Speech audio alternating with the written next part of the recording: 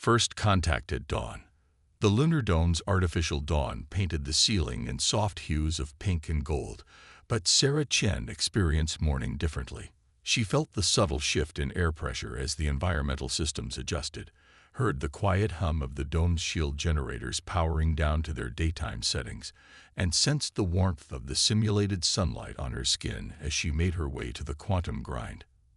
The coffee shop sat at the intersection of the Academy's quantum physics department and the International Research District.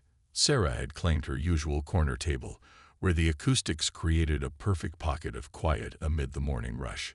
Her quantum mechanics textbook lay open before her, its surface alive with raised mathematical formulas that her fingers traced with practiced ease. "Your usual morning blend, Sarah." The barista's voice carried the metallic undertone of a synthetic, but the warmth in it was genuine. "Thanks, ARIA." Sarah smiled in the direction of the robotic barista. "Extra hot today. These quantum wave functions aren't going to solve themselves." The first sign that something was different came as a subtle shift in the air currents. The shop's entrance whispered open, and the ambient chatter died. Sarah's heightened senses detected an unusual crystalline sound, like wind chimes made of diamond, accompanied by temperature fluctuations that seemed to dance through the air. The newcomer moved with deliberate grace, each step creating microscopic vibrations that Sarah could feel through the floor. They settled at the table next to hers, and the temperature around her dropped several degrees. "Your molecular stability seems optimal today." The being spoke, its voice a symphony of harmonics that made Sarah's bones resonate. "I believe the humans call this time morning." Sarah realized with a start that the creature was addressing her. "We do," she replied, turning toward the voice. "Though I'm curious how you noticed my molecular stability without any medical scanners." A sound like crystal wind chimes. Laughter, Sarah realized. "Your species relies too heavily on artificial sensors. I am Kithix. We crystallites perceive the quantum state of matter directly." "That's fascinating." Sarah leaned forward, her forgotten coffee cooling. "I'm Sarah Chen, quantum physics student. Would you mind explaining more about your perception? I've never encountered anything in our textbooks about direct quantum state observation. Your inability to see with human eyes has enhanced your other sensory capabilities," Kithix observed. "You detected my thermal variations. Most humans merely freeze, then leave." Sarah grinned. "Well, most humans haven't spent their lives learning to see the world differently.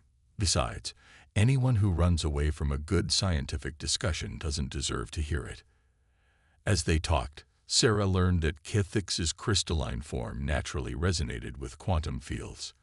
The being had come to Earth's moon to study human advances in quantum computing, finding their organic approach to quantum mechanics refreshingly chaotic. "Your species attempts to impose order on quantum uncertainty," Kithix explained, creating subtle harmonic patterns that Sarah could feel in the air. "We grow our computers in crystalline matrices, letting quantum states evolve naturally. But how do you maintain coherence?" Sarah's fingers flew over her braille notepad. "Earth's best quantum computers require near absolute zero temperatures." Perhaps Kithix's harmonics shifted to what Sarah was beginning to recognize as amusement. "You are asking the wrong question. Why force quantum states to maintain coherence when their natural decoherence patterns carry just as much information?" Sarah sat back, her mind racing. That would completely revolutionize our approach to quantum computing. We've been so focused on preventing decoherence, we never considered using it as a feature rather than a bug. What neither of them knew then was that this conversation would change the course of human quantum physics.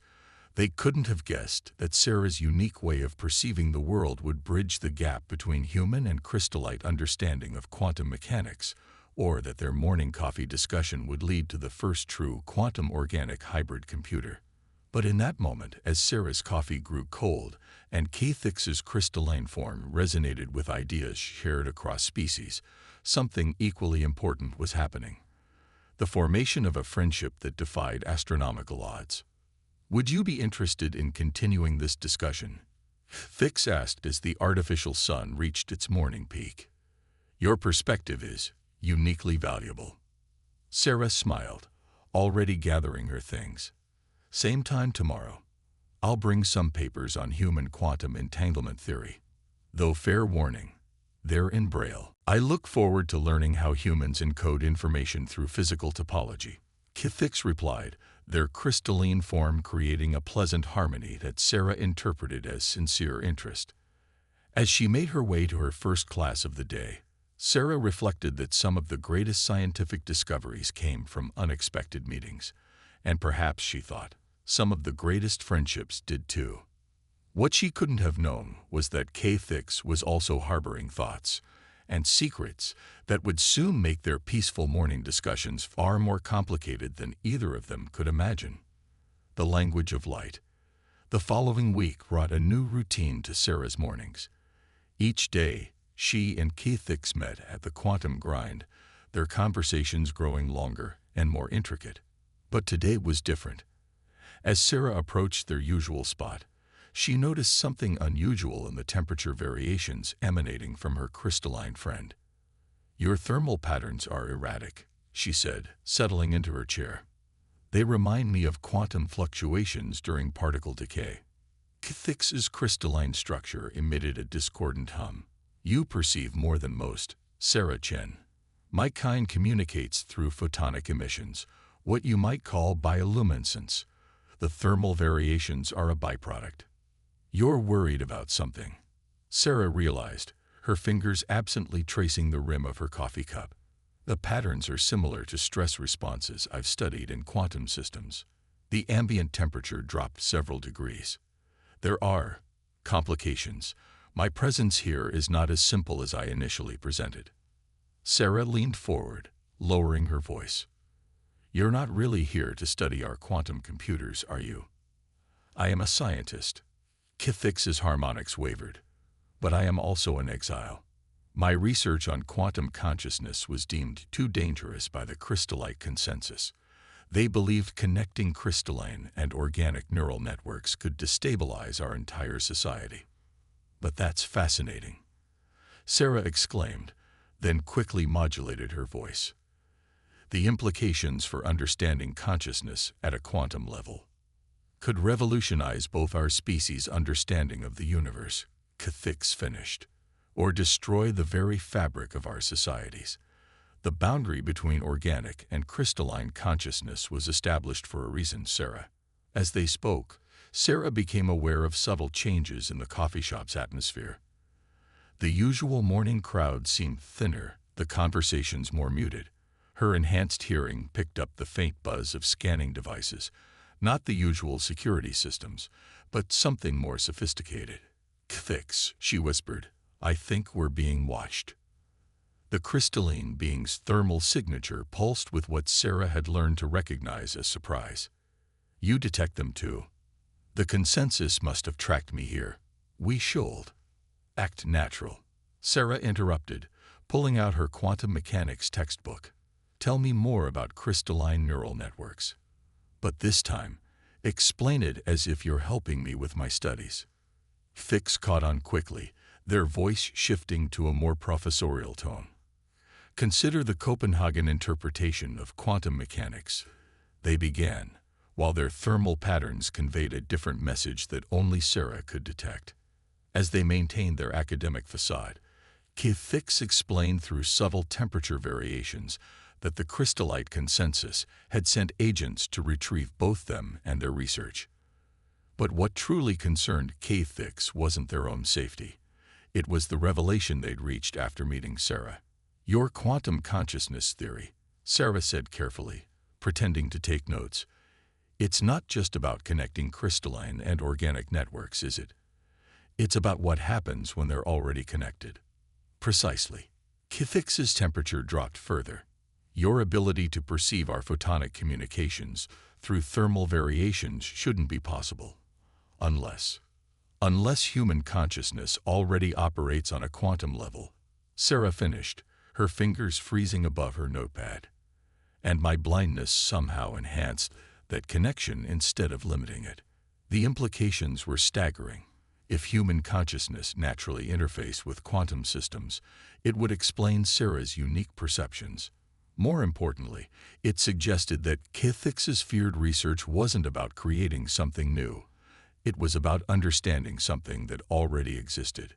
"We need to document this," Sarah said, her scientific excitement overriding her caution. This could bridge the gap between organic and crystalline quantum computing. It's not about forcing a connection. It's about recognizing the one that's already there, which is exactly why the consensus wants to suppress this knowledge.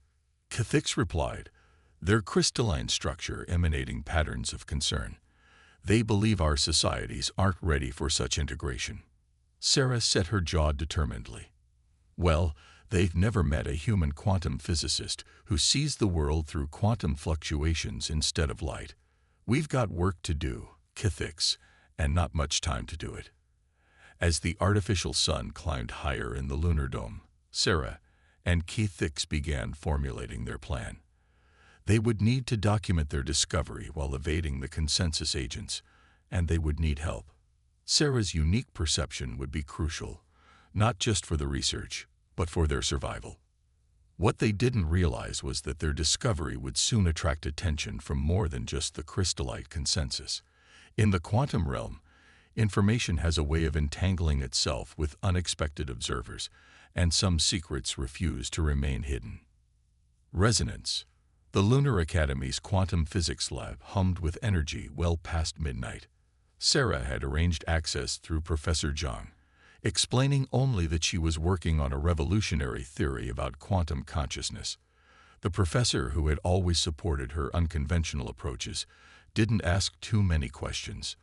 The human brain's neural activity creates quantum fluctuations at precisely 10^-15 seconds. Sarah explained, her fingers dancing across the specialized quantum sensor interface she'd modified for her use. It's always been dismissed as background noise, because human scientists look for patterns in visible data. Kithix responded, their crystalline form pulsing with excited harmonics. They never considered that the noise itself might be the pattern. They had been working for hours, documenting the quantum interference patterns created when Sarah interacted with Kithix's crystalline communications. The results were extraordinary. Her brain wasn't just detecting the quantum signals, it was engaging in a form of quantum entanglement. It's like discovering a new sense, Sarah said, making another adjustment to the sensors. Humans have been capable of quantum perception all along, but our reliance on visual processing overwhelmed it. My blindness didn't enhance my abilities, it just let me notice what was already there. Kithix's thermal patterns shifted suddenly. Movement in the corridor. Security patterns have changed. Sarah quickly saved their data to a quantum-encrypted drive. How many? 3 crystalline signatures, 2 human, Kithix replied. The consensus has recruited local help. The service tunnels, Sarah said, already moving. I memorized the whole maintenance network my first week here. It's how I navigate when the main corridors are too crowded. She led Kithix to a hidden access panel, her fingers finding the emergency release without hesitation. The tunnel beyond was narrow, comfortable for Sarah, but Kithix had to compress their crystalline form to fit. Your molecular density control is impressive, Sarah whispered as they moved through the darkness. The temperature variations barely fluctuate. A survival adaptation, Kithix replied softly, but it cannot be maintained indefinitely. We have perhaps 20 minutes before I must resume normal density. They navigated the maze-like tunnels, Sarah's intimate knowledge of the vibrations and air currents guiding them. Each junction and turn told a story to her enhanced senses, the hum of power conduits, the whisper of air recyclers, the subtle variations in floor texture that marked different sections of the facility. Wait, Sarah halted suddenly. There's a quantum disturbance ahead. Different from yours, more artificial. Quantum detection grid, Kithix confirmed. The consensus is more prepared than I anticipated. Sarah smiled. They're prepared for someone who sees things normally. Here, link your quantum field with mine, like we discovered in the lab. The connection was immediate and profound. Sarah's consciousness expanded, experiencing Kithix's crystalline perception of quantum fields, while Kithix gained access to her intricate understanding of the station's infrastructure. Together, they identified a pattern in the quantum detection grid, a rhythm of fluctuations that matched the station's power cycle. When the grid power pulsed, microsecond gaps appeared in the detection field. The gaps are too brief for normal perception, Kithix observed. Good thing we're not limited to normal perception, Sarah replied. Ready? We'll need to move in perfect synchronization. They timed their movement to the station's power rhythm, slipping through the quantum detection grid in the split-second gaps between pulses. The pursuit team would find only empty tunnels and lingering quantum echoes. As they emerged in a secure section of the engineering level, Sarah realized something profound. Their escape hadn't just proven their theory about quantum consciousness, it had demonstrated its practical application. Human intuitive understanding combined with crystalline quantum perception created something entirely new. Kithix, she said, excitement overshadowing her exhaustion. I don't think your research was dangerous because it might fail. I think the consensus feared it because it would succeed. This isn't just about communication or computation. It's about evolution. The next step in both our species' development. Kithix agreed, their harmonics resonating with the truth of it. But Sarah, such change comes with tremendous risk. The consensus's fears are not entirely unfounded. Sarah stood straighter, her expression determined. Every major scientific breakthrough came with risks, but refusing to advance because we're afraid of change. That's more dangerous than any evolution could be. A distant alarm echoed through the tunnels, reminding them that philosophical discussions would have to wait. They had proof of their theory now, but they also had pursuers who would stop at nothing to suppress it. We need to get this data to someone who can protect it, Sarah said. Someone with enough influence to make the consensus listen. There might be one option, Kithix replied, thermal patterns suggesting both hope and apprehension. But reaching them will require us to do something even more impossible than what we've already accomplished. Sarah grinned. Impossible just means no one's figured out the quantum mechanics of it yet. What's the plan? The pursuit. The lunar dome's emergency alarms wailed as Sarah and Kithix made their way through the lower levels of the engineering sector. The vibrations through the floor told Sarah they were nearing the quantum communication array, the most powerful transmission system on the moon. The array's quantum field will mask our presence, Sarah explained, her fingers trailing along the wall to maintain her bearings. But more importantly, it can boost your crystalline transmission capacity by several orders of magnitude. Allowing me to contact the Crystallite Science Council directly, Kithix's harmonics hummed with approval. They operate independently of the consensus. If we can prove our discovery. Movement ahead, Sarah interrupted, detecting subtle changes in the air currents. At least 4 people, trying to be quiet. Consensus agents, Kithix confirmed. They've anticipated our destination. Sarah smiled. But they haven't anticipated everything. Remember how we sensed our quantum fields earlier? I have an idea. She explained quickly as they ducked into a maintenance alcove. The plan was audacious. They would use their combined quantum perception to create a false signal, making it appear as if they were heading toward the escape pods, while actually circling around to the array. The risk is significant, Kithix warned.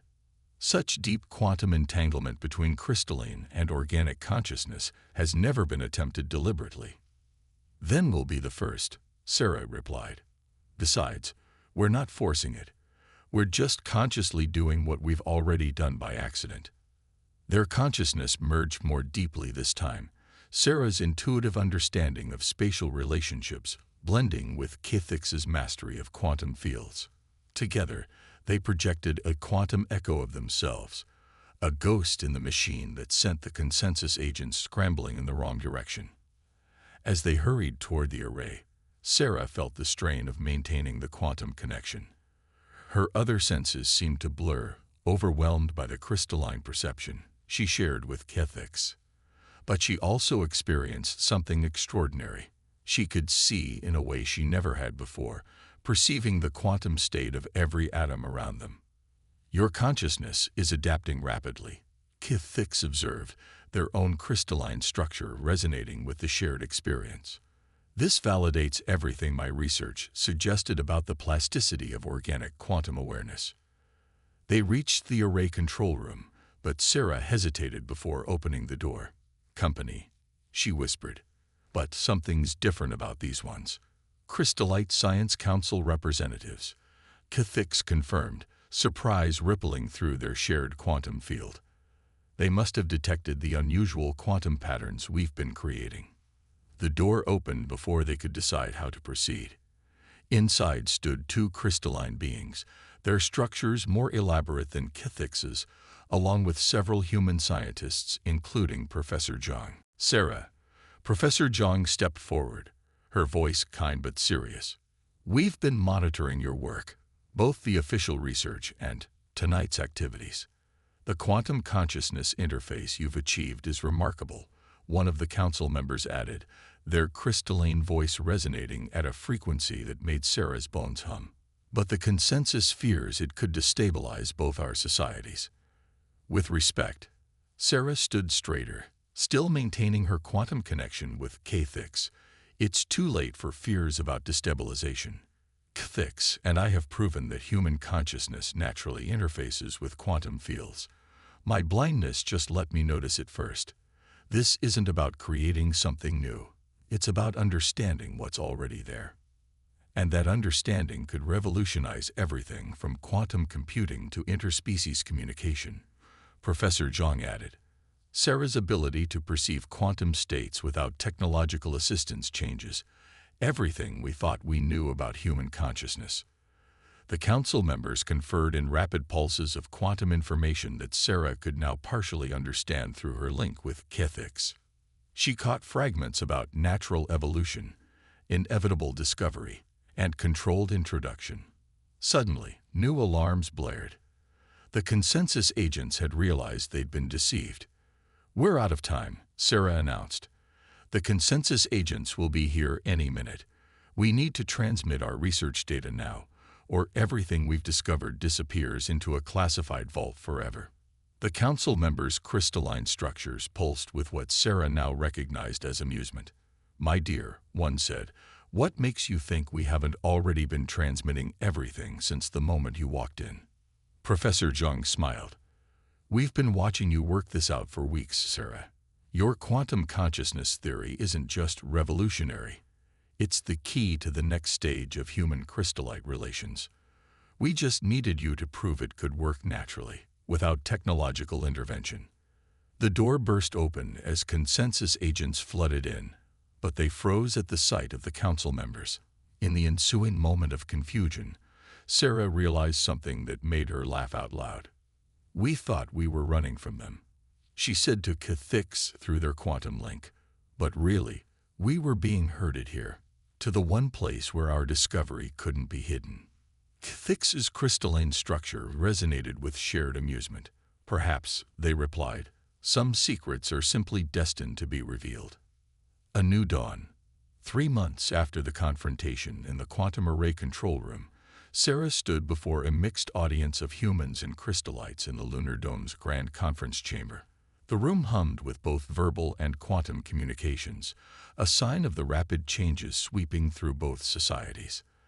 The quantum consciousness interface wasn't just a scientific breakthrough, Sarah explained, her voice clear and confident. It was proof that different forms of consciousness could naturally synchronize and enhance each other. My blindness didn't limit me. It helped me discover what everyone else had overlooked. Kethix, now officially recognized as the pioneer of crystalline organic neural integration, stood beside her. Their crystalline structure pulsed with patterns that Sarah could now interpret as easily as spoken words. The quantum link they'd forged during their escape had become permanent, though less intense, a bridge between their two forms of consciousness. The consensus feared that connecting crystalline and organic consciousness would destabilize our societies. Fix addressed the audience. They were right, but they failed to understand that sometimes destabilization is necessary for growth. The past months had seen unprecedented changes. The discovery that human consciousness naturally interfaces with quantum fields had revolutionized everything from computing to medicine. Humans with various sensory differences were discovering their own unique ways of perceiving quantum states, leading to new breakthroughs in human crystallite cooperation. Professor Zhang stepped forward, holding what appeared to be a simple crystal. "This is the first quantum organic hybrid computer," she announced. "It doesn't force quantum states into artificial patterns. It works with their natural fluctuations, just as Sarah and Kithix discovered. The implications for both our species are endless." Sarah remembered the morning in the quantum grind when she'd first met Kithix, how a simple conversation over coffee had led to this moment. She touched the quantum interface pendant she now wore, a crystalline device that helped other humans experience what she perceived naturally. A new dawn. 3 months after the confrontation in the quantum array control room, Sarah stood before a mixed audience of humans and crystallites in the Lunar Dome's grand conference chamber. The room hummed with both verbal and quantum communications, a sign of the rapid changes sweeping through both societies. The quantum consciousness interface wasn't just a scientific breakthrough, Sarah explained, her voice clear and confident. It was proof that different forms of consciousness could naturally synchronize and enhance each other. My blindness didn't limit me. It helped me discover what everyone else had overlooked. Kithix, now officially recognized as the pioneer of crystalline organic neural integration, stood beside her. Their crystalline structure pulsed with patterns that Sarah could now interpret as easily as spoken words. The quantum link they'd forged during their escape had become permanent, though less intense, a bridge between their two forms of consciousness. The consensus feared that connecting crystalline and organic consciousness would destabilize our societies. Kithix addressed the audience. They were right, but they failed to understand that sometimes destabilization is necessary for growth. The past months had seen unprecedented changes. The discovery that human consciousness naturally interfaces with quantum fields had revolutionized everything from computing to medicine. Humans with various sensory differences were discovering their own unique ways of perceiving quantum states, leading to new breakthroughs in human crystallite cooperation. Professor Zhang stepped forward, holding what appeared to be a simple crystal. "This is the first quantum organic hybrid computer," she announced. "It doesn't force quantum states into artificial patterns. It works with their natural fluctuations, just as Sarah and Kithix discovered. The implications for both our species are endless." Sarah remembered the morning in the quantum grind when she'd first met Kithix, how a simple conversation over coffee had led to this moment. She touched the quantum interface pendant she now wore, a crystalline device that helped other humans experience what she perceived naturally. But the real breakthrough wasn't technological, Sarah continued. It was realizing that our differences aren't limitations, they're opportunities.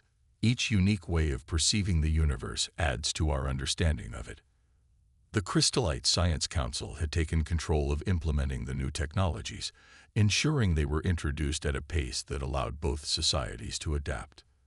The consensus, faced with irrefutable evidence of the benefits, had reluctantly accepted the changes. "We stand at the beginning of a new era," Kithix announced, their crystalline resonance harmonizing with Sarah's words. "One where organic and crystalline beings can share not just information, but understanding." After the presentation, Sarah and Kithix returned to the quantum grind. The coffee shop had become something of a legend, the place where it all began. They took their usual table, now marked with a small plaque commemorating their first meeting. "Your molecular stability seems optimal today," Kithix said, echoing their first conversation. Sarah laughed. "Much better than when we were running through maintenance tunnels projecting quantum echoes. The Council wants us to head the new Quantum Consciousness Research Institute." Kithix's thermal patterns conveyed both excitement and nostalgia. They believe there are still many undiscovered aspects of consciousness to explore. "There always will be," Sarah smiled, feeling the quantum fields dancing around them. That's what makes it beautiful. Every answer leads to new questions. Every discovery opens new possibilities. Through their quantum link, they shared a moment of perfect understanding. Their friendship had changed two civilizations, not through force or fear, but through the simple act of seeing the world differently. As the artificial dawn painted the dome in familiar shades of pink and gold, Sarah reflected that some of the universe's greatest mysteries could only be solved by those willing to look beyond the obvious, to perceive what others missed. Sometimes it took a blind girl and a crystalline exile to show everyone else how to truly see. Same time tomorrow, Sarah asked, grinning. Cathix's crystalline structure chimed with laughter. Of course. After all, there are still so many mysteries to solve. And in the quantum fields that danced between them, a new kind of consciousness continued to evolve, proving that the greatest discoveries often come from the most unexpected perspectives.